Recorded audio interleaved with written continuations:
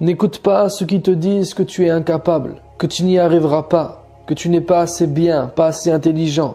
N'écoute pas cette voix intérieure qui te dit que tu n'as pas de talent, pas de conviction, que tu n'as pas confiance en toi ou que tu n'as pas de temps. Parce que ce sont ces croyances-là, ces voix-là, ces peurs-là qui font que tu n'y arrives pas, que tu n'y arriveras jamais. En fait, je le jure par Allah, que tu as la capacité pour y arriver, mener à bien tes projets, accomplir tes objectifs. Tu peux changer. Il faut que tu aies cette pensée positive. Comprends juste que à l'intérieur de toi, il y a quelque chose qui t'induit en erreur, qui veut te convaincre de ne pas te faire confiance. Une partie de toi le veut, mais une autre qui est beaucoup plus profonde, qui est enracinée, est en train de te dire non, tu n'y as pas le droit. Non, tu n'y arriveras pas. Non, ce n'est pas pour toi. Alors tu vas t'épuiser, tu vas stresser à cause d'obstacles qui ne sont que dans ta tête, qui ne sont que dans des représentations que tu as toi-même construites. Mais attention, parce que si tu continues à te laisser paralyser par ta peur ou par tes peurs, tu vas passer à côté de ta vie.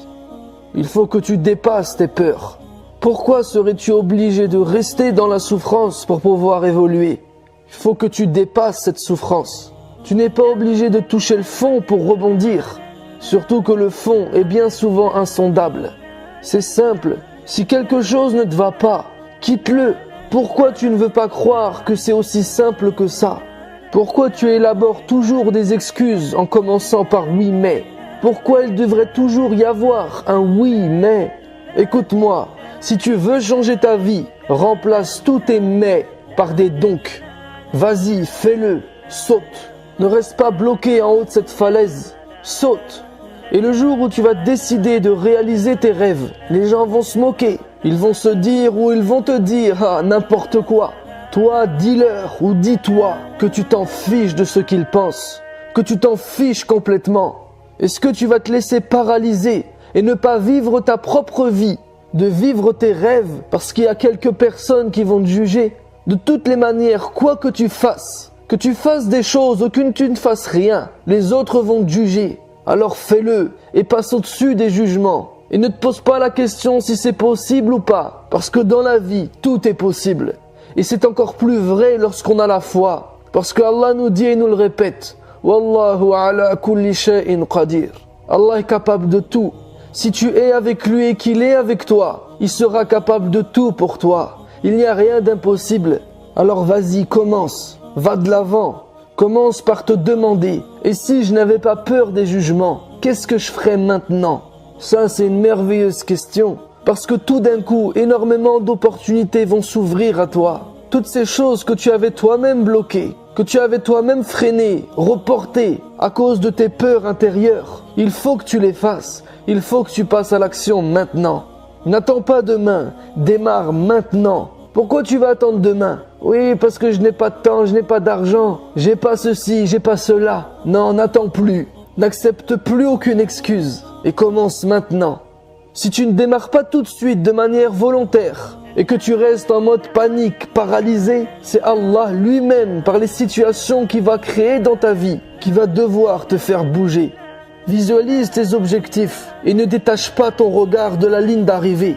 Tu vas devoir passer par des étapes, monter des marches, faire des pas que tu n'apprécies pas forcément. Tu n'aimeras pas toujours faire ce que tu fais à chaque instant.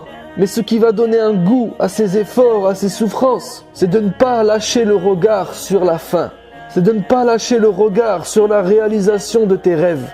Et ça passera par de la fatigue, des douleurs et des efforts. Et c'est ainsi la vie. Et au bout de quelques mois, quelques années, parfois même quelques décennies, bref, à la fin, en regardant en arrière, tu te diras « Alhamdulillah ». Ce que je m'imaginais, que je m'efforçais à visualiser il y a 10 ans, aujourd'hui je le vis, j'y suis. La meilleure manière de suivre ses aspirations et de s'assurer d'accomplir ses missions, c'est souvent de ne pas écouter ce que les gens te disent de faire. Parce que les gens ont peur. Nos parents eux-mêmes nous élèvent très souvent en ayant peur. Ils ont peur pour nous parce qu'ils nous aiment et parce que eux-mêmes n'ont pas confiance en eux. Eh bien, dis-leur ou dis-toi, papa, maman, je vous aime. Je vous remercie pour ce que vous avez fait et continuez à faire pour moi. Mais je vous rends vos désirs parce que ce ne sont pas les miens. Il ne faut pas que tu passes ta vie uniquement en agissant pour plaire aux gens. Parce que même si tu ne vas que dans leur sens, à la fin ils ne seront pas totalement satisfaits. Alors choisis ce que toi-même tu as envie de vivre. Le point de départ, c'est toi-même. Il faut que tu changes d'état d'esprit, que tu changes de mentalité, que tu changes de regard sur ta vie et comment tu veux la mener. Ne fais jamais d'un problème un ennemi. Rien de ce qui t'arrive est contre toi. Tout ça ne sont que des waswas, des insufflations du diable pour te déstabiliser et t'affaiblir. Il va te faire croire qu'Allah ne t'aime pas, que les gens sont contre toi, que tes parents sont nuls, ne comprennent rien et qu'à cause d'eux tu ne peux pas. Non, renforce-toi, combat ces voix intérieures et regarde ce que tu vis, ce qui t'arrive, ce qui se passe, avec l'œil illuminé de la foi. Lorsqu'une épreuve t'arrive, est-ce une opportunité ou un énorme problème? Est-ce la fin ou est-ce le début? Combien de gens ont pris un nouveau départ dans leur vie après qu'un grand malheur leur soit arrivé? Parce qu'ils se sont permis de croire que c'était possible. Allah fait sortir du mort le vivant. Alors bien sûr que c'est possible de renaître à chaque instant. Si tu es sans cesse relié à cette foi, à cette conviction, alors tu pourras changer tout ton monde et pourquoi pas le monde entier. Il n'y a pas de plus grand échec que de ne pas vivre ses rêves, que de vivre la vie d'un autre. On est fait pour évoluer et devenir meilleur exige de prendre des risques. La foi, ce n'est pas que des belles paroles. La vraie foi te pousse à aller au-delà de tes peurs intérieures, au-delà de l'inconnu, parce que cette foi te fait connaître l'essentiel, et c'est l'essentiel qui compte. Le reste ne sont que des détails, des broutilles, et on pourra s'arranger avec ça. Allah t'a donné cette vie, cette foi, ce cadeau, et tu n'as pas de temps à perdre. Tu n'as pas de temps à perdre à te chercher des excuses, pas de temps à perdre à reporter à demain, pas de temps à perdre à critiquer et à juger. Tu as juste le temps pour une chose, donner le meilleur de toi-même maintenant. Prends une machette, un bâton ou tout ce qui te passe sous la main et défraîchis les sentiers qui te mèneront à tes rêves. Notre rêve ultime est de rentrer au paradis. Et pour cela, il faut avoir de l'ambition sur terre. Il faut faire de ta vie un paradis. Au paradis, c'est salaman salama. Alors fais de ta vie un havre de paix. Au paradis, il n'y a pas de paroles futiles, désagréables, de jalousie ou de haine. Alors transforme ton cœur à cette image. Purifie-toi, corrige-toi, change. Que tu ne sois pas demain comme tu es aujourd'hui.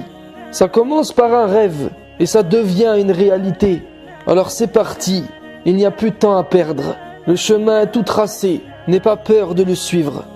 Ne t'interdis pas ce qu'Allah t'a rendu licite et ne t'interdis surtout pas ce qu'il t'a rendu obligatoire.